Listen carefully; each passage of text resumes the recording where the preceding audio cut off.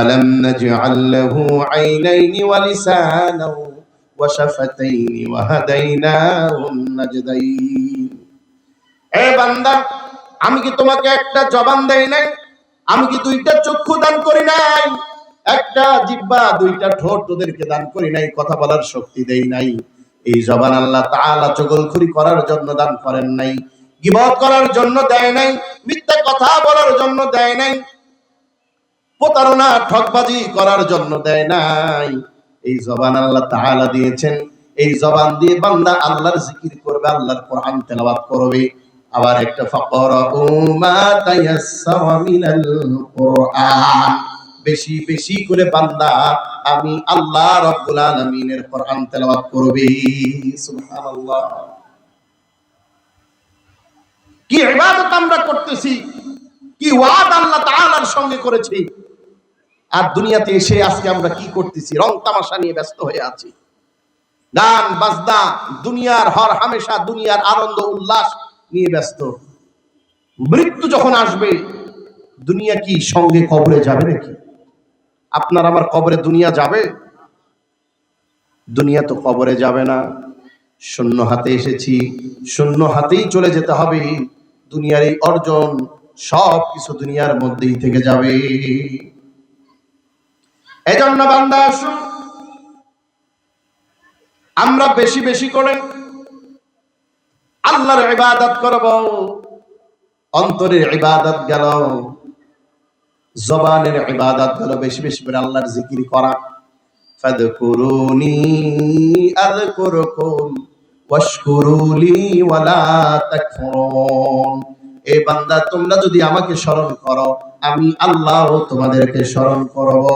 আল্লাযীনা ইয়াযকুরুনাল্লাহা কিয়ামান ওয়া কুউদান ওয়া আলা জুনুবিহিম ওয়া ইয়াতাফাক্কারুনা ফী খালকিস সামাওয়াতি ওয়াল আরদ ربنا ما خلقت هذا باطلا سبحانك فقنا عذاب النار الله أكبر الذين يذكرون الله যারা আল্লাহর জিকির করে কিয়ামান ওয়া কুউদান ওয়া আলা জুনুবিহিম, দাঁড়ানো অবস্থায়, শোয়া অবস্থায়, বসা অবস্থায়, সর্বক্ষণিক এই জবানে যারা আল্লাহর জিকির করে, আল্লাহর জিকির করে, আল্লাহ রাব্বুল আলামিন বলেন ফাদখুলি ফি ইবাদি ওয়াদখুলি জান্নাতি। আল্লাহু আকবার। বান্দা যদি আল্লাহর জিকির, আল্লাহর ইবাদতের মধ্যে নিজেকে প্রবেশ করায়, শামিল করায়, আল্লাহ বলেন বান্দারে হাসতে হাসতে আমি তোকে জান্নাতে ঢুকায়া দেব। এইবার হলো দৈহিক ইবাদত, অন্তরের ইবাদত গেল, জবানের ইবাদত গেল। এইবার আল ইবাদাতুল জাওয়ারিহ, দৈহিক অঙ্গ প্রত্যঙ্গের ইবাদত। এক নম্বরে আসবে হলো সালাত। সালাত আদায় করার জন্য অঙ্গ প্রত্যঙ্গের দরকার আছে না নাই?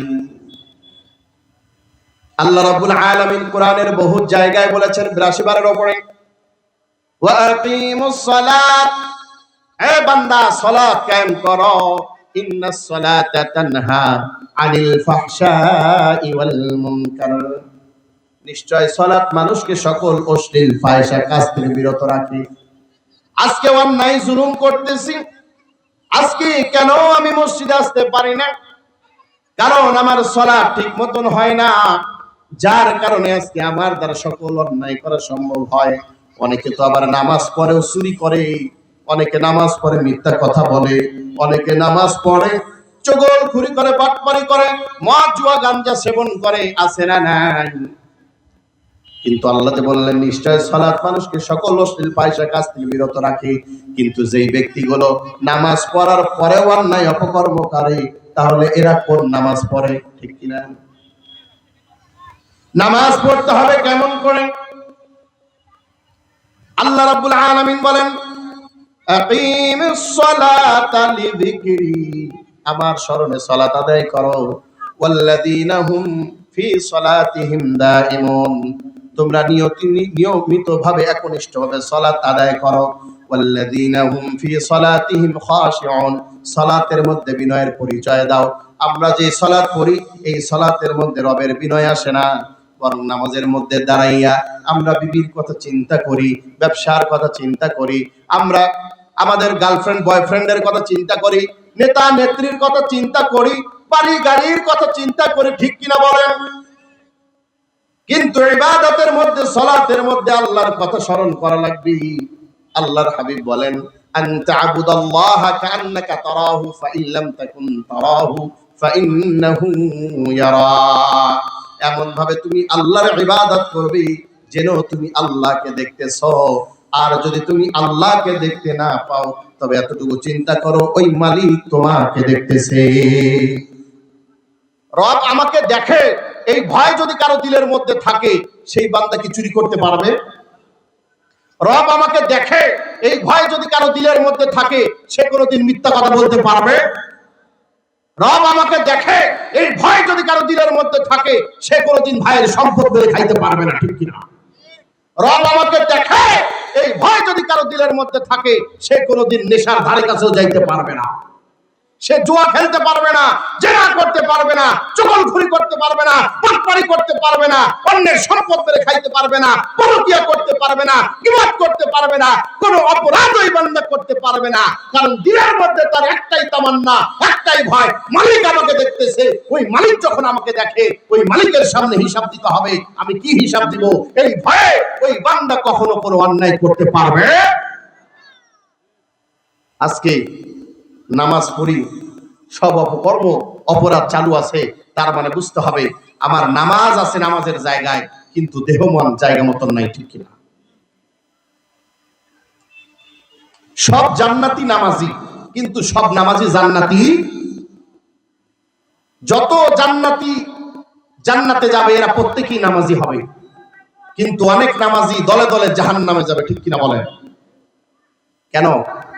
ওই যে লোক দেখানো নামাজ। অনেকে তো আছে আবার ধরলি নামাজ পড়লি নামাজ, ধরলি নামাজ পড়লি নামাজ, নামাজ হইল না রে তোর নামাজের লইলি না খবর। আছে না নাই? কখনো পরে কখনো ছাড়ে, 3 দিন পরে 4 দিনের দিন নাই, শেষ। কিছু মুসল্লি দেখলাম হঠাৎ নামাজ পড়তে পড়তে ছেড়ে দিয়েছে। জিজ্ঞাসা করলাম কি ব্যাপার, মসজিদে কেন আসতেছেন না? বলে হুজুর খুব টেনশনে আছি। বলে হুজুর আর বললেন না, ব্যবসায় ধরা খাইছি তাই টেনশনে আছি, তাই নামাজ এখন পড়তেছি না। টেনশন দূর হোক, ব্যবসা বাণিজ্য একটু উন্নতি হোক, তারপরে আবার মসজিদে আসবো। আছে না নাই? আল্লাহ তাআলা বলতেছেন ইস্তাঈনু বিস-সাবরি ওয়াস-সালাহ, ধৈর্য এবং সালাতের মাধ্যমে আমার কাছে সাহায্য চাও। আর আপনি ওই বিপদে পড়েছেন, রবের দরগাহে তার সামনে গিয়ে তার কাছে সাহায্য চাওয়ার বদলে তার কাছ থেকে দূরে গিয়েছেন, সাহায্য আসবে? কথা কয় না। সাহায্য কি আসবে নাকি? সাহায্য তো আসবে না। এই জন্য দৈহিক ইবাদতের 1 নম্বরে হলো 5 ওয়াক্ত সালাত পরিপূর্ণভাবে আদায় করা লাগবে। 5 ওয়াক্ত সালাত যদি কোনো মুমিন বান্দা পরিপূর্ণ জামাতের সঙ্গে আদায় করে, হাদিসের মধ্যে আসছে আল্লাহ রাব্বুল আলামিন নিজ জিম্মায় ওই বান্দাকে জান্নাতের মধ্যে প্রবেশ করাবে। আর যারা নামাজ পড়ে না, নামাজ যারা ছেড়ে দিয়েছে, আমাদের সমাজে অনেক নিয়মিত 5 ওয়াক্ত মুসল্লি আছে, দেখবেন জুমার দিন জুমার নামাজ পড়ে না। আছে না নাই? বর্তমানে একটা নতুন ট্রেন্ডিং বের হয়েছে, শুক্রবার ছুটির দিনে অনেক জায়গায় টিকিট কেটে মাছ ধরা যায়। কথা বলেন না? আছে না নাই? দেখবেন অনেক নিয়মিত 5 ওয়াক্ত মুসল্লি আছে যারা এই মাছ ধরার নেশায় ফজরের আগে ওই পুকুর পারে 5,000, 10,000, 20,000 টাকা দিয়ে টিকিট কাটছে। সারাদিন আর কোনো খবর নাই, সন্ধ্যা পর্যন্ত পুকুর পারে মাছ ধরে নিয়ে আসে। নামাজের কোন জুমার দিন নামাজ পড়া লাগবে সেই খবর তাদের নাই। আছে না নাই?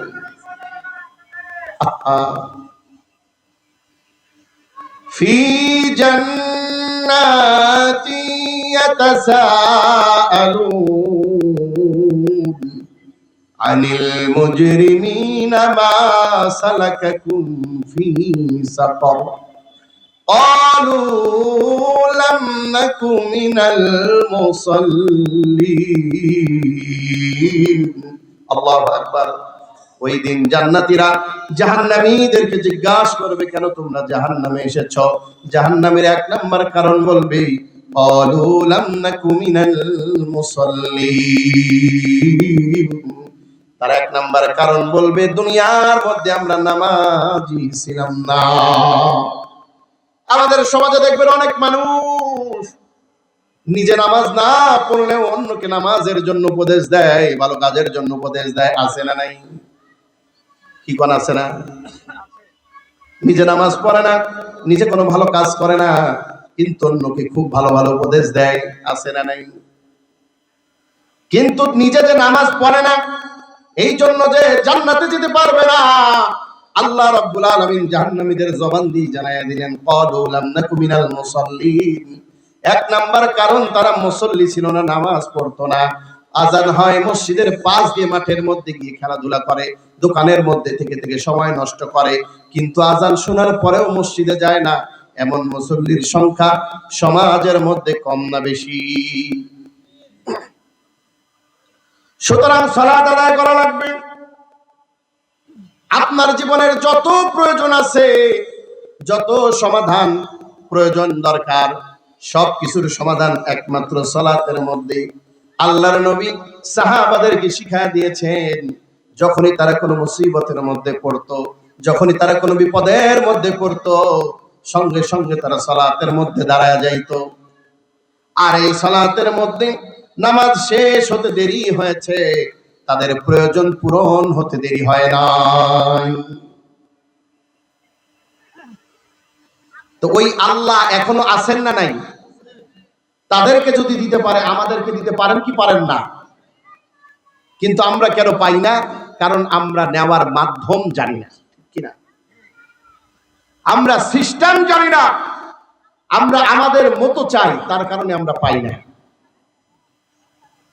এই জন্য যারা আজকে এই মাহফিলের মধ্যে এসেছেন, অনেক ব্যক্তি আছে সারা নামাজ না পড়েই চলে এসেছেন। আমি দু পা ধরে অনুরোধ করে বলবো, আজকের এই ওয়াজ শোনার পর তওবা করে নিয়ত করে যাবেন, আগামীকাল ফজর থেকে যেন নামাজ কাজা না হয়। পারবো তো ইনশাআল্লাহ? সবাই হাত তুলে নেই, মানে সবার ইচ্ছা নাই। সবাই হাত তুলেন, পারবো তো ইনশাআল্লাহ? আল্লাহ তাআলা হাতগুলোকে কবুল করুক, বলেন আমিন।